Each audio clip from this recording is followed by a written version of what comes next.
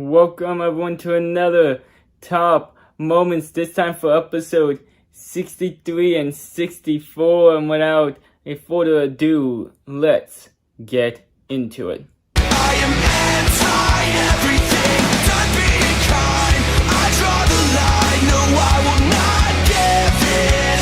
I am anti-everything, anti-everything, anti-everything, anti-everything, anti-everything. Let risk cover the world with it.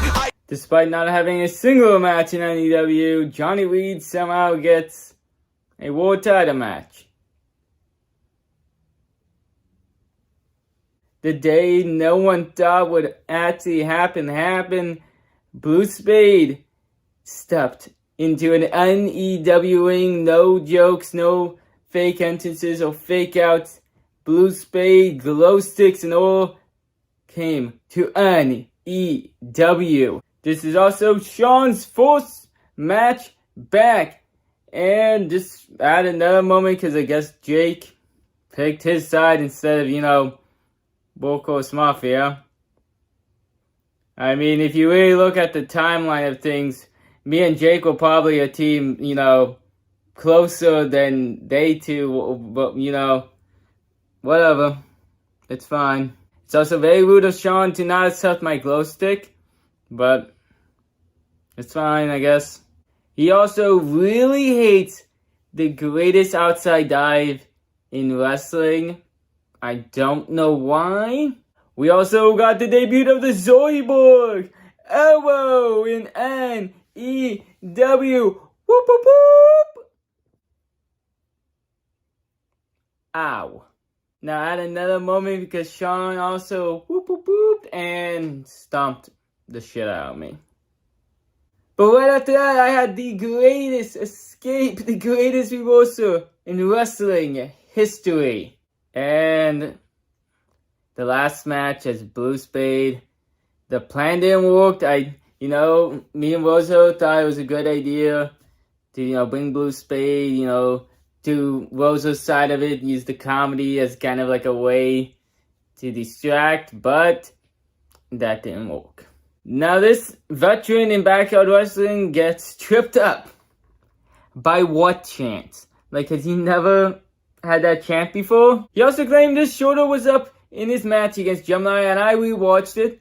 And if you can see right here, no, his shoulder was not even close to being up whatsoever.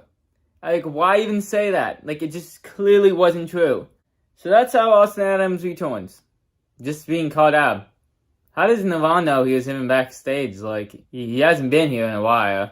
That spear that Austin Adams hits to Sean, very nice. And we get some matches announced. Let me look right here. Me versus Sane, and I'm going to teach Rosa what he did wrong the other week.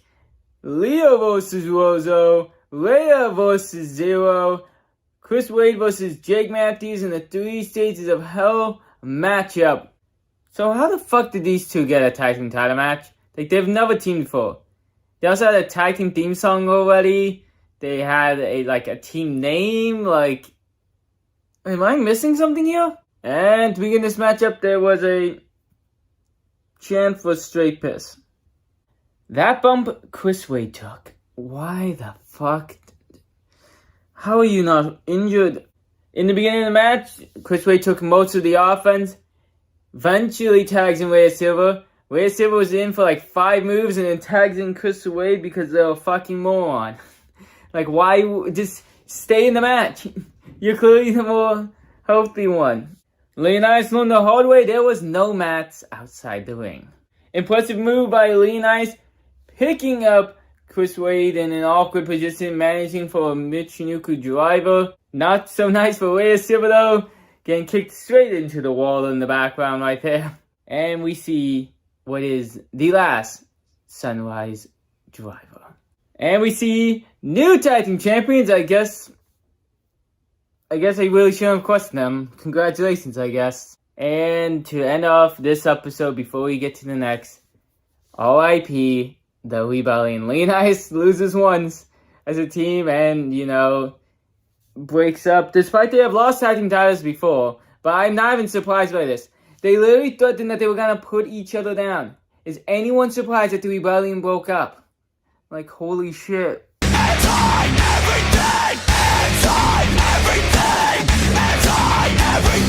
That title is a thing now? We also got a standing shooting star plus early on. Cool. Navon is really mad. It's like I was the only one rooting for against Alan. Whatever. He threatened he was gonna fight me. This is also like the 12th time he's threatened to fight me, but doesn't fight me. Alan Reed hits a pedigree for Jake Matthews. I'm sure Jake Matthews appreciates that. He goes from kissing Navon's ass, kissing his brother's ass, and now he's kissing Jake Matthews' ass. Oh, that little cradle, interaction. That was cool. And Navon sees a suicide dive coming, runs out of the way, and doesn't help move Alan. He only cares about himself, I guess. What an asshole. Like, move Alan. Help you. Oh my God. In the midst of this match, there's We Want Rhea chants. I wish this was a Rhea Silver match for once. And this man who gets a N.E.W. Undisputed title match loses his first match in N.E.W. for a title he introduces. So he brings out the title and doesn't even walk out with it. What the fuck? And then Austin Adams comes out after the match and, tells Alan to leave. And he does. And sees Sean gets into the ring, but doesn't get back into the ring to help. Did Justin Hussein say he's a mercenary that works for a package company? He also says his last match was with Rozo, but no, his actual match he did after Starcast was that. But since then, he's also faced Zero. So, he's dumb. Prince is also surprised, like after defending his title, that he has to do a triple threat match. Like it wasn't announced before his match against Nightfall that he would be doing a triple threat. Like we already pre-knew what match he was doing. He was one of the first few matches announced for the season finale. Oh, I guess Jake Matthews is in the Blair Witch Project. Congratulations. Razor also makes the worst case in wrestling history of why they will win the match against Zero. Mainly explaining why they will lose, actually. They also talked a lot about, Ruff giving them a lot of shit. Like they just wasn't handed a random tag team title match with no wins for that tag team previously. Yeah, but no, the Ruff is giving you so much shit. Speaking of tag team champions, Chris Wade doesn't have the tag team title. Prince Chandler is the biggest moron in the world with taking their briefcase and putting it downwards instead of, just putting it down normally. Like, it has a flat bottom. Like, every person with a briefcase does it whatever. Prince Chandler is surprised that we are booing them despite we always boo Prince Chandler. Like, he never gets cheered ever. Chris Wade hits an RKO and a power driver, but still doesn't matter. He also hits a crossface twice early in this match, and none of it like he has all these finishers and none of them do shit. So Prince, how is that landing? Prince doesn't know the rules of this matchup, I guess. He just brings out a chair. Like, you can't use that in the match. And Alan also hits a running shooting star press. Very nice. Ow. And Prince gets DQ'd. For whatever reason, I don't know. You think he could have just hit that stomp without getting DQ'd, just try to win the match. But we are very close to the season finale. Not much top moments left. Soon, it's going to be the last of this season. And we'll get a third ultimate edit as well. See you there.